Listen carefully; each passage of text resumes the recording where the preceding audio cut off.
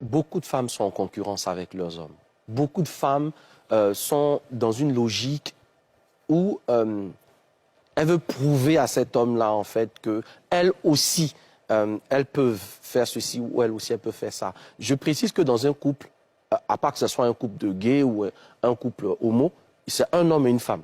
Donc, s'il y a deux hommes dans une maison, forcément, il y a un qui va aller faire son foyer ailleurs. Je ne sais pas si tu comprends ce que je suis en train de dire. Trop de femmes, c'est tellement bien dit. Trop de femmes perdent leur féminité. C'est tellement bien dit que tu dois répéter.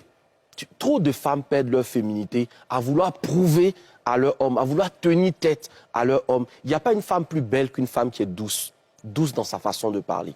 Je peux dire, sans risque de me tromper, que si une femme sait utiliser la douceur appropriée, n'importe quel homme va lui manger dans la paume de la main. N'importe lequel. Donc tu parlais de comment faire tomber un homme, mais il faut savoir lui parler. Je l'ai dit, un homme, c'est son ego. Si vous savez flatter son ego, vous l'avez déjà, d'une certaine façon. Un homme, c'est quelqu'un qui a envie d'entendre les choses qui lui plaisent. Voilà. C'est ça. Maintenant, commence par les choses qui lui plaisent et ensuite dis-lui ce qu'il peut améliorer. Voilà. Commence par reconnaître ce qu'il a déjà fait de bien. Et ensuite, dis-lui ce que tu aimerais qu'il fasse encore. Mais tu ne peux pas venir t'arrêter de manière péremptoire devant le père de tes enfants, devant celui pour qui tu as jeûné et prié pendant des années, devant celui qui t'a sorti du célibat pour faire de toi une femme mariée, le regarder droit dans les yeux et lui dire « je ne sais même pas dans quoi je suis avec toi ».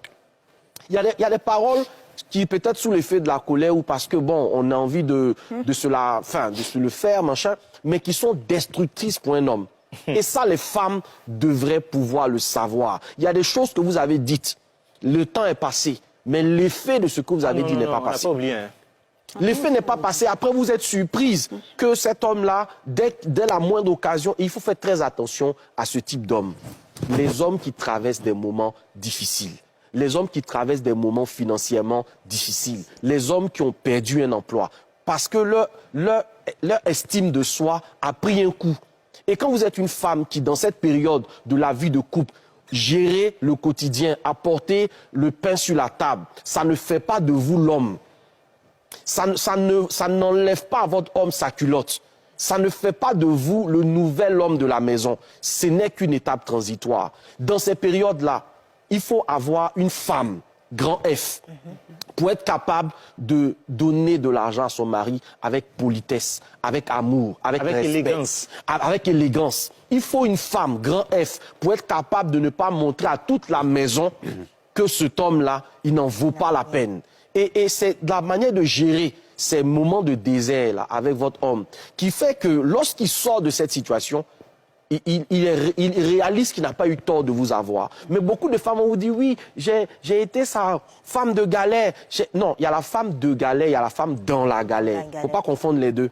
La femme de galère l'a soutenu, elle a été présente. Elle n'a pas cessé de le voir comme l'homme héros, l'homme roi qu'il est censé être. La femme dans la galère, c'est celle qui lui a rappelé chaque jour qu'il était dans un moment difficile et que, bon, à la limite, on fait comment? On va faire comment? Ta respiration même là, ça parle plus que tes mots. Elle a fait... Non, c'est ça en fait. Oui, donc au final, si cet homme-là sort de sa situation, ben, s'il a plus de moyens, il vous dira la vérité.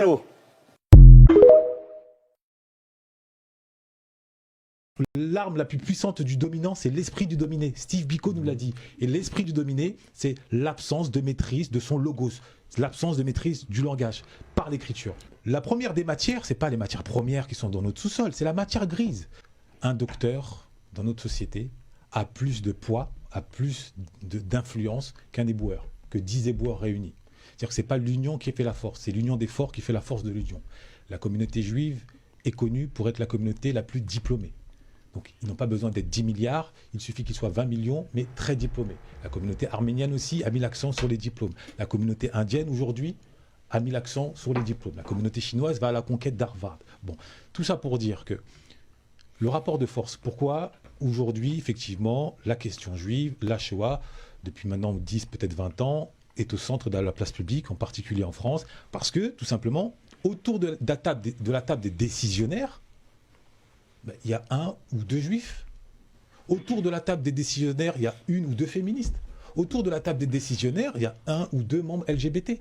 Autour de la table des décisionnaires, les afros se font rares, donc on parle à notre place. Tant que nous ne mettrons pas l'accent sur le renforcement de nous-mêmes, c'est-à-dire la maîtrise du langage, la maîtrise de l'écrit, la civilisation, la domination en Occident, c'est l'écriture. Pour écrire un contrat, pour écrire des livres, pour mener des combats. Tant que nous ne comprenons pas que nous ne sommes prisonniers, non pas de la malveillance des autres, mais plutôt de notre illettrisme, pour des raisons historiques. On nous a enfermés dans des langues qui ne sont pas les nôtres, en nous les imposant de façon institutionnelle. Résultat, nous ne maîtrisons que 300 mots de vocabulaire. Ça, je me tue toujours à le dire. 300 mots, il en faut 2500. 300 mots, on ne peut pas écrire de dissertation. On ne peut pas écrire de dissertation, on ne peut pas avoir de master. On ne peut pas devenir journaliste, on ne peut pas devenir historien. On ne peut pas devenir influenceur digne. On ne peut pas pondre des ouvrages. Résultat, du coup, on s'auto-victimise ou pas? Du coup, on s'auto-victimise de manière même inconsciente, puisqu'on est dans l'oralité, dans la dénonciation, dans le verbe « il faut », on pourra toujours brandir des « il faut », crime contre l'humanité, ça n'avancera à rien. Donc le premier combat, et je m'arrêterai là-dessus, c'est de se réparer nous-mêmes.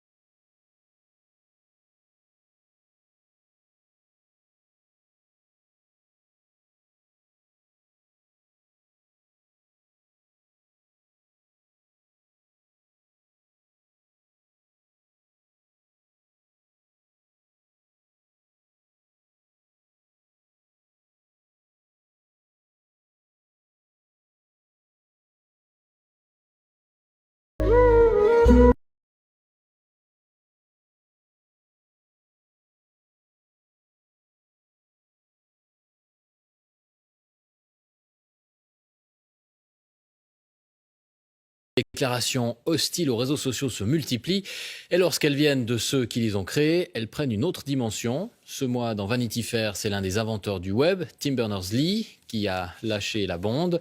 Voici ce qu'il dit. Le web a desservi l'humanité au lieu de la servir et a échoué sur de nombreux points. Et il n'est de loin pas le seul à le penser, jusque dans la Silicon Valley elle-même. Martina Shiba.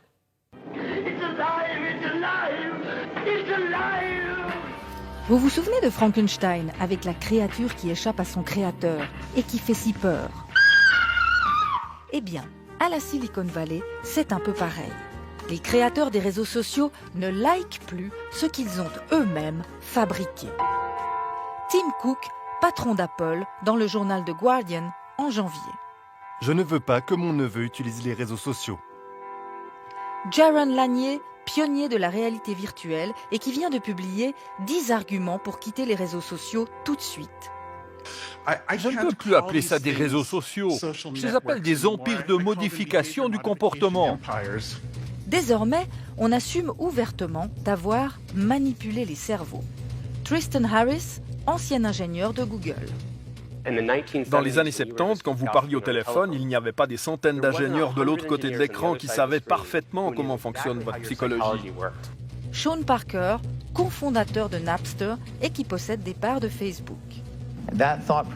Notre réflexion était comment capturer un maximum de votre temps et de votre attention. Pour ça, nous devions vous fournir des pics de dopamine. Par exemple, on a créé des likes sur vos posts pour vous pousser à continuer. Autre exemple, l'autoplay, les vidéos qui partent sans que l'on ait besoin de cliquer. Le but est de provoquer une addiction. Chamath Palihapitiya, ancien vice-président de Facebook. Nous avons créé une machine qui déchire le tissu social. En fabriquant des outils qui sécrètent de la dopamine à répétition et du plaisir immédiat, nous avons détruit le fonctionnement de la société. Signe révélateur, les papes du numérique mettent tous leurs enfants dans cette école Waldorf.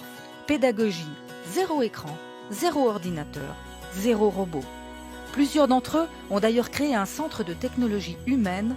Objectif, reprendre le contrôle d'une société prise en otage par la technologie. L'affaire de chacun.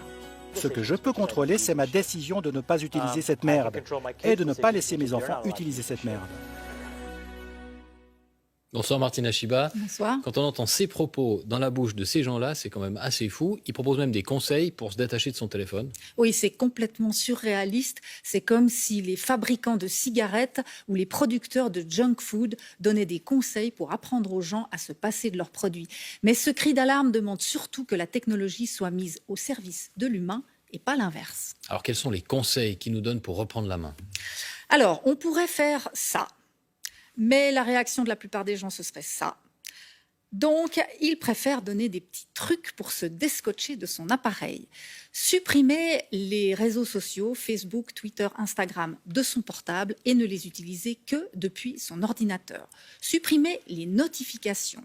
Elles sont en rouge exprès pour attirer l'œil. Ne gardez que celles qui permettent de communiquer avec des personnes réelles, donc téléphone, messagerie.